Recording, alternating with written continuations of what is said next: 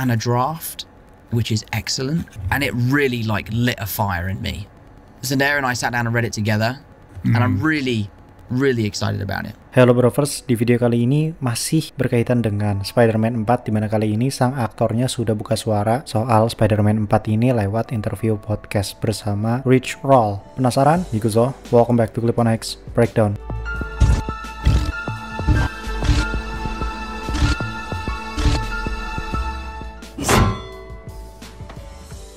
Seperti biasa, sebelum mulai videonya, desain terbaru dari Peter Parker T-shirt bisa dicek out di Shopee, link ada di description atau komen yang gue pin. Lanjut di videonya. Berita ini datang dari podcast Rich Roll. Tom Holland baru saja mendatangi podcast tersebut atau menjadi bintang tamu di podcast tersebut dan baru saja mengkonfirmasi terkait skrip cerita dari Spider-Man 4 yang baru saja ia baca bersama kekasihnya, Zendaya. Di sini ternyata Tom itu menyampaikan kalau dia itu ternyata sangat puas dengan jalan cerita Spider-Man 4. Jadi ini kayaknya Tom sudah mulai lempeng ya. Dia nggak keceplosan gitu ya dari sepanjang podcastnya durasinya cukup panjang dan gue pantengin gitu ya. Dan sepanjang gue pantengin ternyata dia tidak sama sekali keceplosan berkaitan dengan Spider-Man 4, entah itu dengan judul ataupun plot cerita dan lain segala macam. Kalau yang dulu kan kacau banget ya Tom Holland tuh, keceplosan mulu gitu. Kalau di sini enggak, dia sudah terkontrol lah. Atau mungkin di belakang ada Kevin Feige megang sniper kan, kita nggak tahu.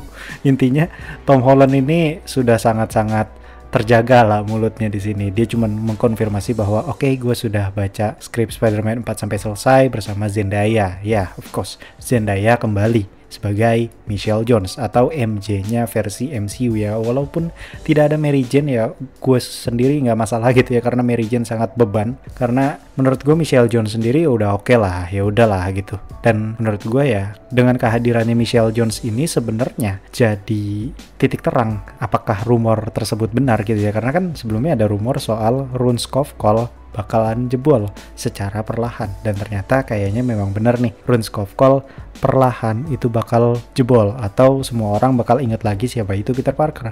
Tapi kayaknya tidak di Spider-Man 4 kalau menurut gue sih gitu. Dan kayaknya gue nggak yakin kalau judulnya itu adalah King in Black gitu loh. Kalau menurut gue justru saganya iya namanya King in Black, karena kalau misalkan di satu movie di Spider-Man 4 doang gitu itu lawan nol gitu kan, anjrit cepet banget boy. Sedangkan Tom Holland aja masih muda, belum sampai 30 tahun umur dia, jadi masih sangat panjang gitu jalan ceritanya. Kalau misalkan mau di-expand lebih panjang gitu nggak masalah gitu menurut gua. Dan kayaknya memang cocoknya kayak gitu ya, dibikin saga aja, King in Black, saga King in Black, jangan judul King in Black satu movie, kayak kurang gitu. Nah kalau misalkan di sini kita kan ngelihat ya dari podcastnya, jika Zendaya ini kembali berarti ya seperti yang gue bilang tadi, RuneScape Call bakal jebol. Nyatanya jadwal rilis dari Spider-Man 4 ini ternyata masih belum dikonfirmasi ternyata cuy, yang dimana ini tuh nggak jelas gitu loh. Apa ya maksud gue tuh, Spider-Man 4 itu sebelum Doomsday ataupun sesudah Doomsday atau sebelum Secret Wars gitu, yang dimana awal rumornya itu kan katanya dia memang rilis di tengah-tengah. Tapi sekarang ada rumor lagi kalau Scarlet Witch lah yang nanti film solonya bakal berada di tengah-tengah antara Doomsday dan juga Secret Wars. Nah ini kan agak rancu ya, ini yang benar yang mana gitu. Karena katanya kalau misalkan Spider-Man 4 ini street level ya tentunya nggak nyambung gitu. Karena lu abis perang gitu misalkan sama Dr. Doom, tiba-tiba lu pulang terus ada sindikat kriminal segala macam, kayak ribet banget gitu cara mengkawinkan antara dari Doomsday ke street level, dari street level lompat lagi ke Secret Wars. Itu kayak kurang gitu menurut gua ya. Tapi ya nggak tahu, tapi bagi gua sih kurang gitu. Kalau mau sekalian kosmik sekalian gitu, walaupun ya jangan langsung lawan King in Black gitu, jangan lawan nol gitu, lawan yang lain aja. Dan tentunya karena koneksinya ini sudah sangat jelas ya, bahwa kalau misalkan kalian sudah lihat bocoran-bocoran sebelumnya yang sudah gua sampaikan, bahwa Tom Holland tiba-tiba syuting secara rahasia, terus juga Tom Hardy tiba-tiba banget reshoot di New York, itu sebenarnya sudah menjadi apa ya, sudah menjadi koneksi bahwa jangan-jangan memang Venom The Last Dance ini bakalan menjadi jembatan ke Spider-Man 4, yang dimana mungkin Eddie dan Venom bakal kemental lagi ke MCU dan akhirnya ketemu dengan Peter Parker Tom Holland, atau justru jangan-jangan kepentalnya ke New Yorknya Andrew Garfield. Waduh, jangan-jangan kayak gitu loh. Karena kan kita nggak tahu nih, ini Spider-Man-nya yang mana nih yang bakal dihubungin sama Sony Spider-Man Universe. Karena seperti yang kita tahu, ternyata Spider-Man yang ada di Sony Spider-Man Universe atau di universe-nya Venom itu tuh masih nggak jelas gitu siapa gitu. Kalau menurut gue sih bukan Andrew, bukan Tobey juga, nggak tahu dia siapa gitu ya. Tapi intinya kayaknya kalau misalkan memang si Eddie ini bakal ditarik secara paksa, entah itu pindah universe gitu ya, menurut gue ini sudah jalan yang sangat terbuka gitu, karena ya mereka nggak ada cara lain untuk kabur dari nol. Mereka tuh mau kabur dari nol. Jadi gue kasih tahu dari sekarang, nah bentar lagi kan rilis ya filmnya. Venom The Last Dance itu cuman film kejar-kejaran, karena dari ya kalian sebenarnya udah tahu ya, Sony kan begitu ya kalau bikin trailer ya. Jadi trailer 1, trailer 2 sampai final trailer tuh that's the whole movie gitu. Kita semua tahu ceritanya tuh kayak gimana di Venom The Last Dance sebenarnya. Kalau misalkan lo rangkum dari seluruh trailernya, ya nggak sih? Tapi kan di sini kita nggak tahu post kreditnya beneran kan ini Spider-Man yang mana nih yang bakal terkoneksi dengan Venom gitu. Dan kalau menurut gua sih kayaknya Tom, karena kan satu-satunya yang paling muda dan ya masih prima lah untuk saat ini ya Tom gitu. Tapi kalau nanti mau dibikin Spider-Man versus Sinister Six, itu lain cerita. Menurut gue yang jauh lebih terbuild up itu adalah si Andrew Garfield gitu. Menurut gue jadi fair tuh kalau misalkan sistemnya kayak gitu ya. Dan ternyata sebelumnya gue sempat dapat rumor juga, ini masih di My Time to Shine Hello ya, yang dimana ternyata Spider-Man itu sempat dikabarkan bakal hadir di proyek dari Daredevil Born Again. Tapi nyatanya nggak jadi cuy, karena ternyata Sony itu nggak mengizinkan Marvel Studios untuk menggunakan IP mereka di serial Daredevil Born Again. Ya gue kalau jadi Sony pun gue akan melakukan hal yang sama, dan gue nggak akan ngasih izin. Pertama karena itu adalah IP paling berharga milik gue gitu. Terus juga kan perjanjian awalnya kalian tahu kalau mereka itu boleh minjem IP Spider-Man di proyek dengan level crossover atau Avengers level.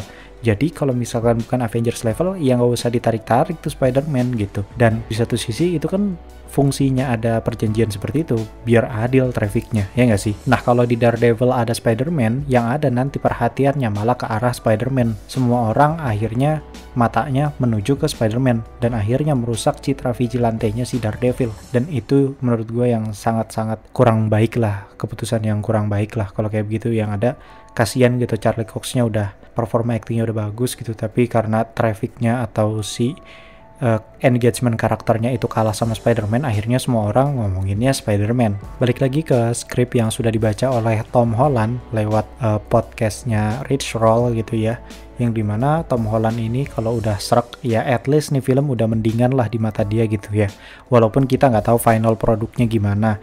Karena ya seperti yang gua tahu nih ya, ini sepengetahuan gua aja ya, yang namanya pekerja seni itu biasanya bekerja sesuai suasana hati mereka. Kalau misalkan mereka memang udah serak dengan cerita dari film yang sudah mereka setujui kontraknya, ya at least mendingan gitu, sudah oke lah gitu, sudah mending lah gitu daripada mereka melakukan pekerjaan tersebut secara terpaksa.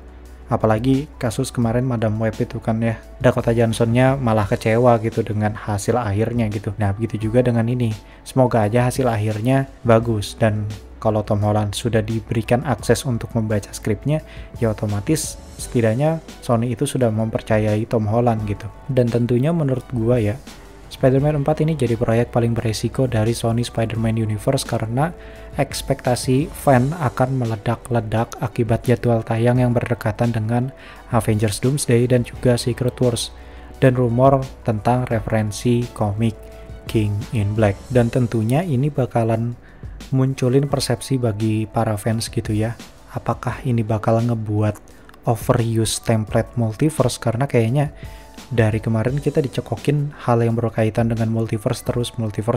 Ini lama-lama fansnya bosan gak nih? Takutnya nanti begitu sudah masuk Secret Wars, fans tuh udah gumoh gitu loh, karena udah dicekokin fan service terus gitu. Tapi ya nggak tahu ya, semoga aja nggak gitu. Mungkin segitu dulu berita terbaru dari Spider-Man 4. Nextnya bakalan ada scoop dari My Time to Shine Hello, yang dimana dia sudah ngasih ancang-ancang lagi bakalan ada bocoran terbesar dari Spider-Man 4. Karena memang kenapa Spider-Man 4 itu sangat digoreng sekali di media sosial, karena Venom The Last Dance itu memang bentar lagi kan tayang ya, tentunya itu akan jadi nilai marketing bagi Venom The Last Dance. Dan di satu sisi kan Venom The Last Dance memang dirumorkan bakal jadi jembatan ke Spider-Man 4 gitu. Jadi ya menurut gue memang sudah seharusnya Spider-Man 4 dalam waktu dekat ini diumumin, entah itu judulnya ataupun ini tuh saga apa atau trilogi apa. Kalau menurut gue sih gitu. Mungkin segitu dulu berita terbaru dari Spider-Man 4. Gue Clip on X pamit undur diri, and I'll come see you next time.